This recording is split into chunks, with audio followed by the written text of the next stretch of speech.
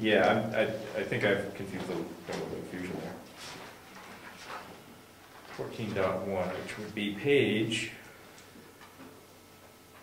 Well, actually, I have the wrong version too, because I have the 2009 version.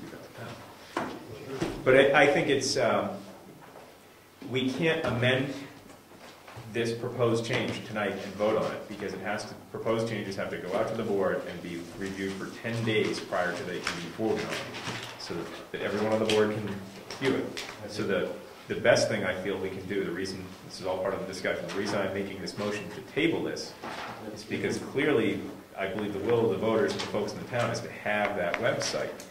We can amend we could make it a potential change 11 days from now, or at our next meeting, so if we choose, to change the wording to say official postings go on the two boards and a courtesy posting goes on the website, if that would be more appropriate.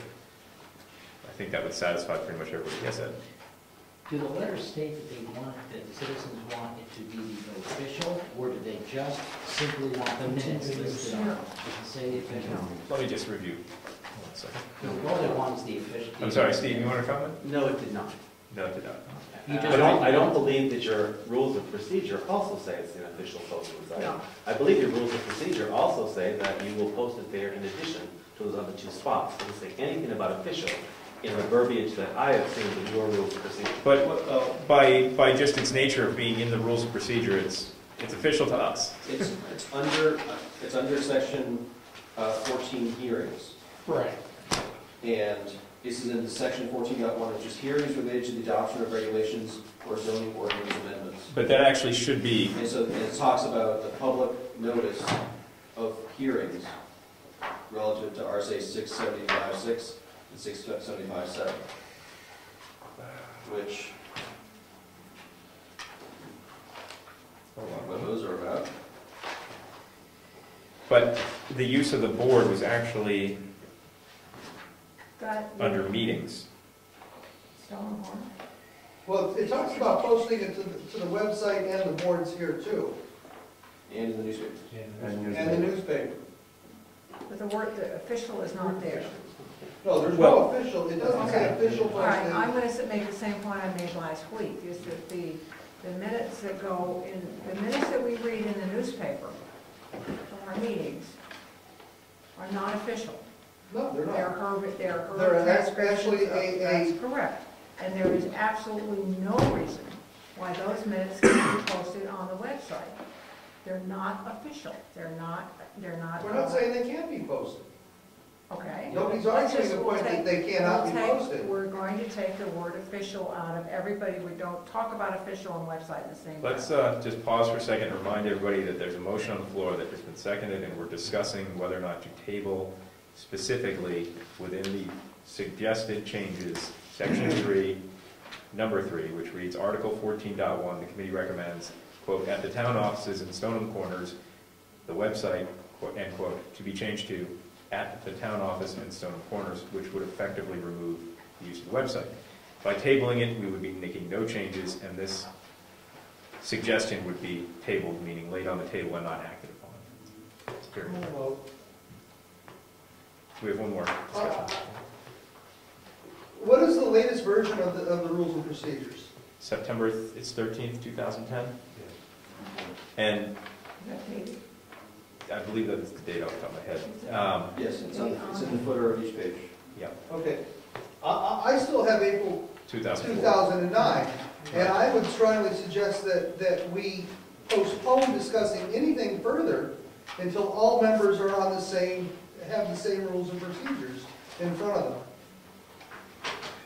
Download the latest version from the website.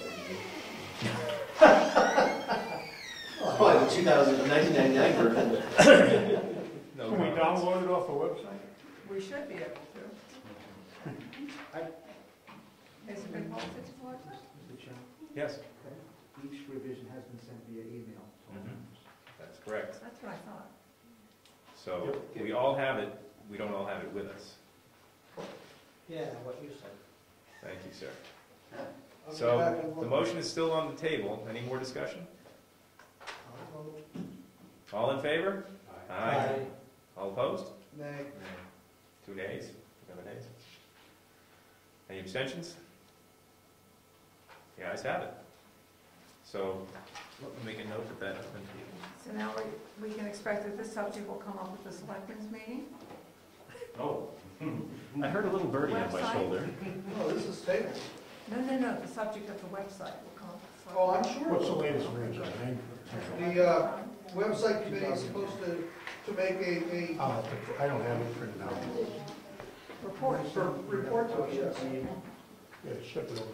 Now, yes, Rob?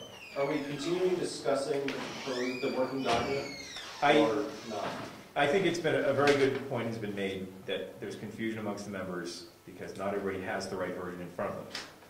And that I think we should go as lenient as possible. I mean, there's no way in the world we're going to get through all of this in one night. I mean, I would be happy if we got through a section every night. So my anticipation as the former committee head of this was that if this takes us several months to get through to approve these changes, great. The operative document then that we're working off of for this, the changes is dated what? 4/11/11. That's this document. That's the one that was printed out and given out The tonight. document that we're changing is The rules most and recent, procedures. yep, most recent version of rules of procedure is September 13th, George? I'm not. September 13th. September 13th, 9/13. 2010. 9/13/10 is the document that is our reference document? Yes. Okay, thank you. That is the one that is the current one, yes. Mr. Chairman, can I suggest that we update the working document somewhere near the very beginning that states clearly which version is being revised? I'd be glad to do that and Just- send this just back put- out. Just make it real clear, up in the top section there.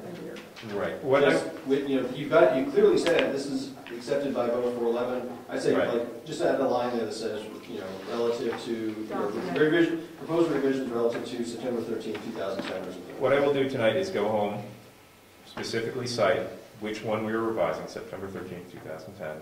I will email this back out again. I will note that this one down here has been tabled, and I will email out another copy, electronic copy of the September 13th, 2010, all at the same time.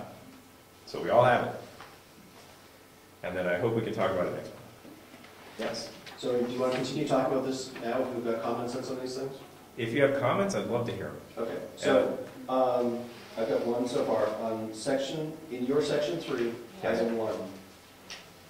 Thank you for putting the proposed suggested language. And my concern is that it is clear that if that alternate member isn't available for some reason, that there's no problem, putting in a different member. And so I would suggest maybe, right now it reads, comma, the alternate member seated for the recused member. I would say, comma, whenever possible, or something to that effect. Whenever possible, the alternate member seated for the recused member shall continue to be seated each time the issue is revisited, or something to that effect.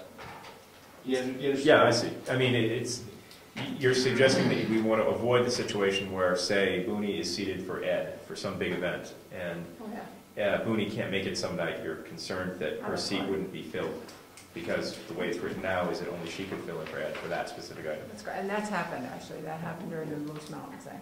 Cliff? So this is only when there's a conflict of interest, not if somebody's absent for a meeting. Just Not for necessarily refusal from an conflict. issue.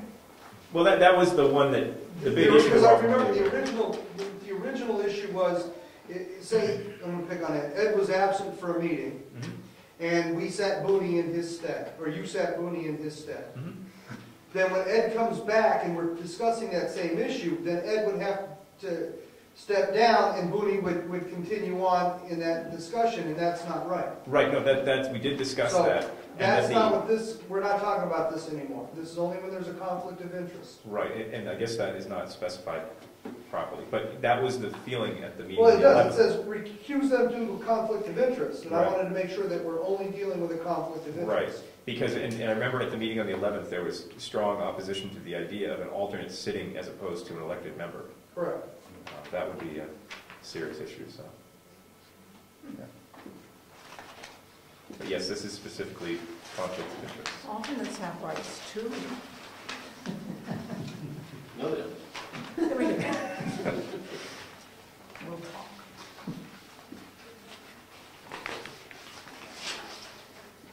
Yes, Jim? I think, to Rob's comments, it should be naturally assumed that if the alternate is sitting in place of the voting member that has recused themselves, that if they have to be absent, that we follow normal procedures and place another alternate in their place. That we don't Right. have any special wording for that. Right. And then how do you handle on the third meeting, when you're both are there, now the first alternate that sat in has just as much wherewithal and information regarding the issue, and then the second meeting, a different alternate has Right. information It's the that the first- first one doesn't. The chair can decide. Stone, paper, scissors. I think we just have to, in the unlikely event, I think we just have to use common sense. Well, the chairman has to sit Discretion. any Right. member, alternate member, that he chooses to. Right. And we choose to kind of round robin it. And we round robin it. Yeah. But if an event came up where, say, like when you two had to recuse yourself, and Booney and Bill sat in for the most part. Yeah, well, we were And, assigned to that. and Gary would sit them continuously as acting chair for that, Yeah. because they were the ones involved. But theoretically, Gary could have sat Rob Yep. instead of one of the other two at any point in time. Well, but what. Well, I believe we did take a vote on it. Well, I didn't I take a think, vote. no, I think there was a vote There was taken a on that, vote, Cliff, yeah. because there were, the Moose Mountain thing. But was only for Moose so Mountain. complicated. Right, you Not, have it for not that for one. any No, time. not, Yes. not for anything, it was just Yes. a one subject, because it was so Right. complicated. But That we you don't had to have to follow it change the down. language.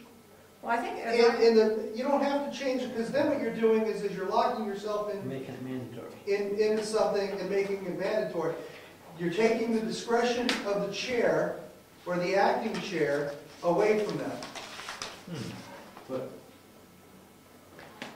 we, And a point on that, if, I'm trying to be the devil's advocate on this.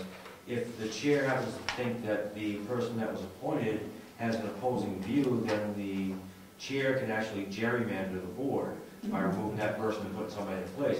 If somebody's placed in position for somebody who has to recuse themselves, that person should have a responsibility as an alternate to attend the meetings on that specific subject. If for some reason, sickness or work issues, whatever, they have to miss a day, then naturally we're appointing an alternate to fill their spot.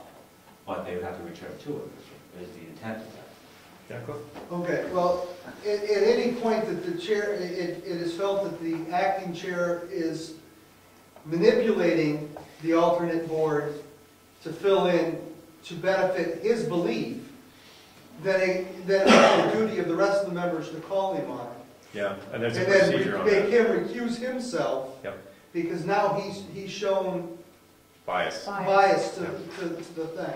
But yeah, I believe in that situation, the board can call a vote on how that individual can proceed, but can't force them to be recused. I think that's how it goes. We are talking Brookfield here, not Manchester, you know. Just your meetings. Take you out the back and shoot you, that's oh, Yeah. I'd be Lawrence. So, but I don't think that you need to take the discretion of the chair away from them and make it a mandatory that one alternate will always sit on one subject, It's a no matter courtesy what. of the board. Because you've got other alternates that are sitting out here who are just as informed and just up to date as the other alternates. We don't have many people who miss a lot of meetings on a regular basis. Everybody knows everything. Pretty much. So I don't think we need to make that a mandatory thing. I think that we should just leave it up to the discretion of the chair to appoint whoever he feels is in the round at the point. Since we're not going to vote on this tonight, I'd like to move on. Just refreshing our memory here, going into section 4, a lot of the changes that came up in here were based on actual experience, and you'll see in section 4, number 1, regards to resignation of members. We had that issue several years ago about written versus verbal. And this just makes it clear that it has to be written. You can see in there's notes that section 4, new procedures, number 2, based on our discussion at the 411 meeting, that one's going to be dropped, same thing. But I left it in there with the notation that we were dropping it, so that people know that we're dropping it, and there's plenty of clarity on that.